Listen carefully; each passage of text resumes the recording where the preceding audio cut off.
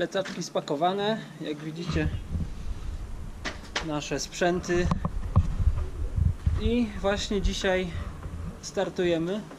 Zaraz wam pokażę dokąd. Znaczy góry jeszcze nie widać, ale widać cerkiew. Pokażę wam, gdzie idziemy. Tam na górce widać monastyr Świętej Trójcy i właśnie gdzieś w jego okolicy chcemy dzisiaj się rozłożyć z namiotami albo iść już troszeczkę w kierunku lodowca. To zobaczymy, o której tam dojdziemy, bo tak jak mówię, już jest późno. Cały dzień zeszło nam na robienie różnych takich rzeczy organizacyjnych, zakupy, pakowanie, przepakowywanie, coś tam zostawianie jakichś rzeczy. O, także wystartujemy za chwilę.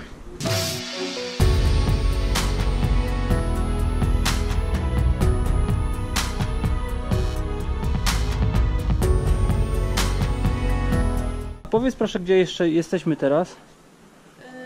W Stepantsmindzie. Tak, ale chodzi mi o ten hostel. Maja's Guest House. Maja Guest House? Czyli polski, jak się nazywa? Polish Guest House, czy coś takiego.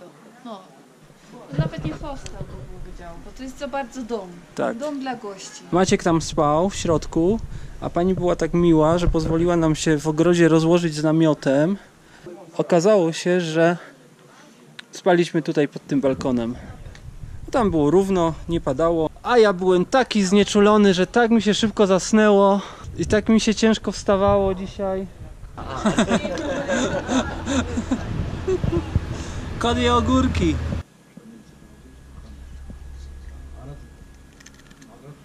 Właśnie sobie jeszcze czekamy przed piekarnią na świeży chleb. Już pieką. Wrzuca do tandyra. No to już kolejka się ustawia.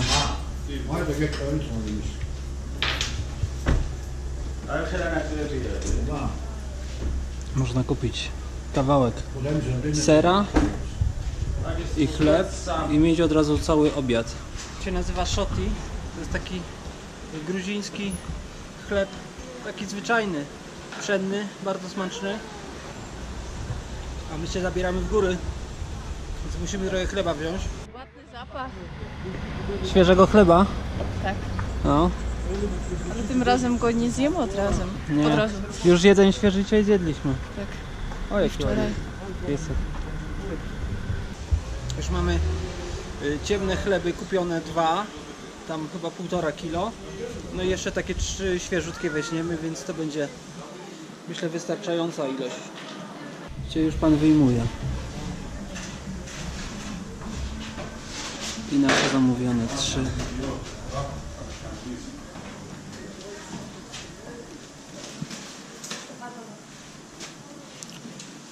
Didi Madroba. Najlepsze takie miejsce. Co tam do renda masz? Gorący chleb. Żeby położyć. Wszyscy wiedzą, o której godzinie są chleby, bo już się kolejka ustawiła.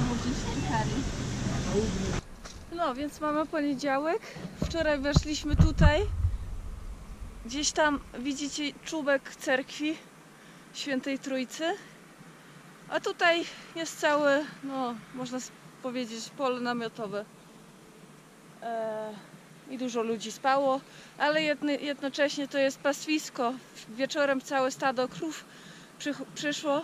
Jedna próbowała nam chleb ukraść 2-3 razy, a w nocy jeszcze 2 razy wróciła i musieliśmy w ogóle ją gonić kijkami i ja biłam butem, ale za bardzo nie chciała odejść. W końcu, no teraz mamy taki pół zjedzony, pół oblizony chleb. Mam nadzieję, że się jeszcze trochę daje do jedzenia. Ale w końcu chyba na szczęście nie wróciła. Więc od wpół do 2 spaliśmy spokojnie. No, dzisiaj pójdziemy gdzieś w tym kierunku na górę. Na pewno do jakiejś przełęczy, której nazwy nie pamiętam, a może nawet do stacji Meteo. I tam będziemy spać. No, jak widzicie, mamy słońce, więc pogoda się poprawiła, bo wczoraj słońce przyszło dopiero po południu. I mamy też konie.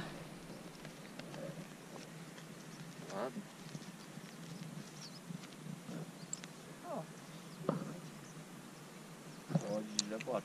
Chodź. Ładnie. A, jeszcze trzeci idzie. Cała rodzina. Widzicie, nie wszystkim się udało zejść z Kazbega w 2013 roku, znaczy nie w tym, tutaj jest tablica pamiątkowa, pomnik, ale jest napisane, że podczas zejścia z Kazbega zginęła 3 Polaków. Piotrek, Bartek i Łukasz. No, a tablicę postawili w 2016 roku. Czyli nie tak dawno temu. Jak się idzie? A, w porządku, powoli. Niezmęczeni? No, Teraz już nie. Trzeba było filmować jak szliśmy. no i trochę czuję nogi, te też już są twarde. Dorenda tutaj sprytnie pomyślała, bo jakby się zmęczyła, to ma 1,5 litry wina, wyjmuje, siada, I śpiewa. pije, śpiewa, a na koniec leci. W dół.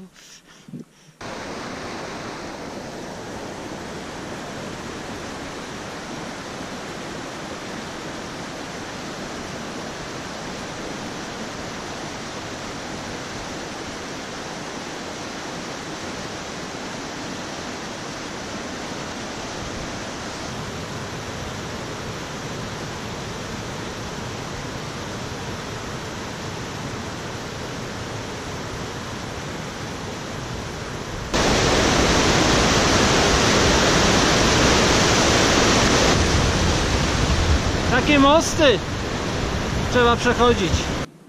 Dzisiaj na nocleg zostaliśmy na takiej miejscówce na wysokości 3000 metrów, zaraz przed lodowcem, idąc w tamtym kierunku.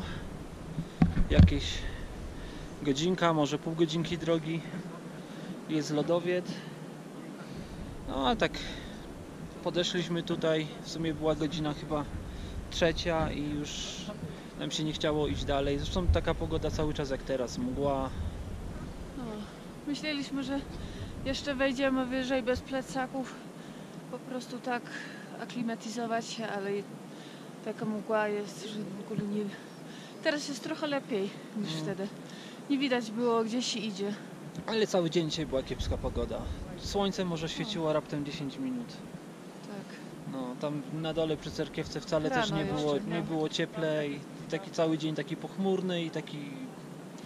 Jesteście w tej chmurze, jest wilgotno, zimno. No i co, mamy godzinę, którą za 10 8, ale już pójdziemy spać. Po prostu wstaniemy o 7, 6, 7 i się będziemy zbierać. Sam wierzysz? Może będzie słońce. 8. 8. Może słońce będzie rano. No, może tak. No, jest dużo namiotów tutaj. Są ekipa chyba jakaś z Argentyny czy skądś, są z Ameryki Południowej, Z Uralu z Uralu i tutaj. dużo z Polski. Tak. Tutaj za nami, teraz pokazuję z Uralu, a reszta namiotów to chyba są Polacy. Przynajmniej z 4-5 namiotów jeszcze. Tutaj dookoła, ale tam dalej też jeszcze No. są namioty, tam nie wiemy kto jest. A tu patrzcie, jeszcze ktoś dochodzi. Teraz widzicie, tam 3 osoby chyba przyszły. No. Także zdążyli w samą porę.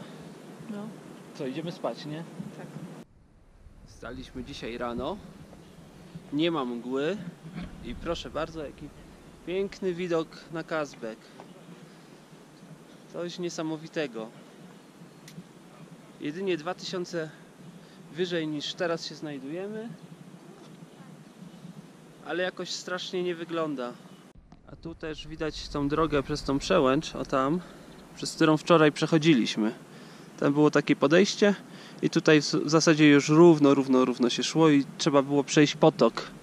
Ten potok i ten mostek tam. A tutaj i Kazbek.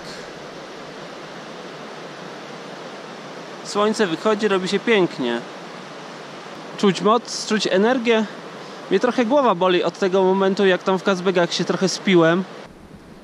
Jedyny kłopot takiego miejsca, że nie ma tu wydzielonej toalety i żeby się iść, załatwić, to trzeba gdzieś kawałek odejść i znaleźć jakąś miejscówę między kamieniami. Więc tak widzicie, odejdę troszkę gdzieś tam, jakieś jeszcze 100 metrów za cały ten obóz. No i tam znajdę jakiś kamień. Najlepiej by było jeszcze koło wody, żeby przy okazji sobie można było od razu łapy umyć i co tam się chce. Tego popatrzeć, czy ktoś za mną nie poszedł, ale chyba nie. Jesteśmy na 3,150. Dosłownie ruszyliśmy może 15 minut temu z bazy. Bardzo szybko nabieramy wysokość. Teraz przechodziliśmy ten potok, który tam płynie za nami. A tutaj się zatrzymaliśmy z tego względu, bo jest ładny widok. Właśnie zbliżamy się do czoła lodowca. Proszę patrzcie. Obok też wodospad. Zaraz tam bliżej podejdziemy. A tam jeszcze były takie tabliczki przed chwilą. Zwiąż się i załóż raki. Dosłownie tam jak 5 metrów od tego miejsca, gdzie stał nasz namiot. Lodowiec nie lubi singli. Tu!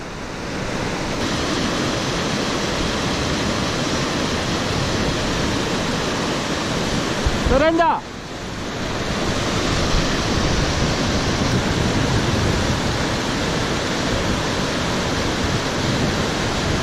Bliżej stań! Dobrze. Właśnie dochodzimy. Dorenda z Maćkiem już prawie doszli do czoła lodowca Gergeti. Jest 50 metrów stąd. Zaraz tam podejdę, zobaczycie. No i zobaczymy.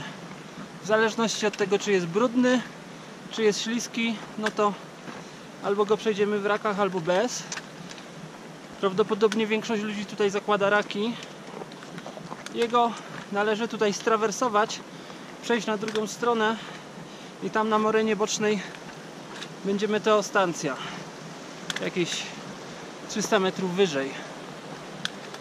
A mi się wydaje, że tutaj spokojnie można iść bez raków. Wydaje mi się, że raki są niepotrzebne. Tak. Chyba dzisiaj ekipa schodzi bez raków. Jest brudny, ma dużo kamyczków. Nie jest, Ale tam dalej mogą być. dalej jest wypłaszczenie.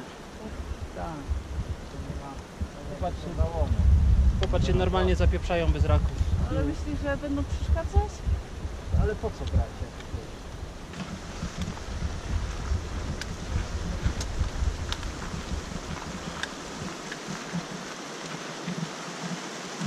Very easy. Хорошо. Potwierdzili, że raki niepotrzebne.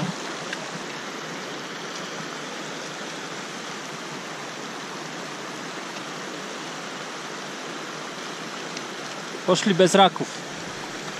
Po prostu widać, gdzie stawać. Gdzie jest poślizg, a gdzie nie. No jest to generalnie lodowiec, no. Więc z założenia jest śliski, ale można tak po nim iść, że raki są niepotrzebne. Jak widzicie, dają radę, a tutaj za 20 kroków już będzie równo. Trzeba też robić taką technikę, żeby całą stopę, o, cała,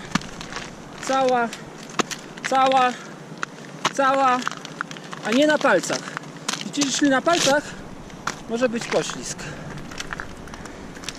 I oczywiście pracują ręce z kijkami, a przynajmniej u mnie jedna, bo druga trzyma kamerę.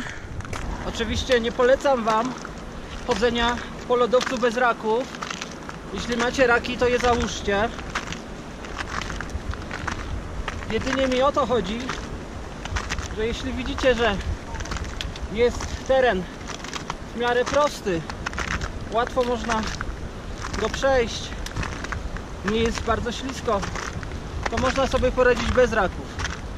Jeśli macie doświadczenie oczywiście. Jeśli nie macie, załóżcie raki. Jak się idzie?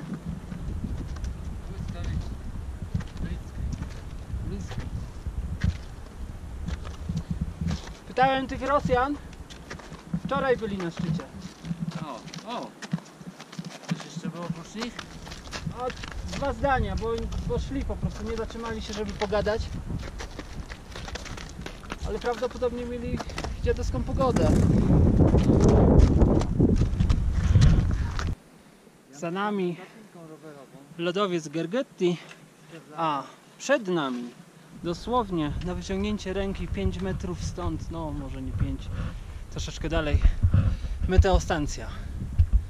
Zupełnie szybciutko na nią, tutaj spod lodowca do meteostancji zupełnie szybciutko doszliśmy.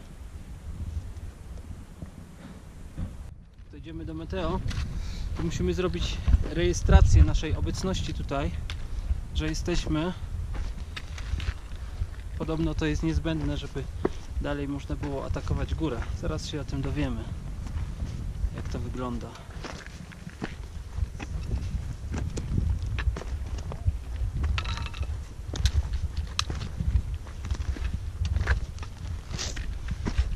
I podobno jest bardzo dużo ludzi pod meteostancją. Za nocleg w namiocie biorą 10 lari. Za namiot. Ale my chcemy iść wyżej pod pierwszy albo pod drugi krzyż i tam nocować. Tam nocleg jest bezpłatny. Patrzcie, ile ludzi. Cały tłum. Hej, co tam? Nagrywasz filmik? Pozdrawiam. Mało się wejść. Tutaj nocujecie czy wyżej? Wy też? Tablet jest tam, tak? Patrzcie, jak tu wszystko wygląda. Obozowisko przy tej meteostancji. Bardzo dużo namiotów. Bezpieczny kazbek. Tu takie ścieżki, murki kamienne, żeby nie wiało. I jeszcze gdzieś ponoć jakieś takie mega śmietnisko tu jest. Ciekawa ocha, nie? Dlatego nie chcemy tutaj zostać. Pójdziemy dalej. Nie będziemy w takiej zgrai ludzi spać.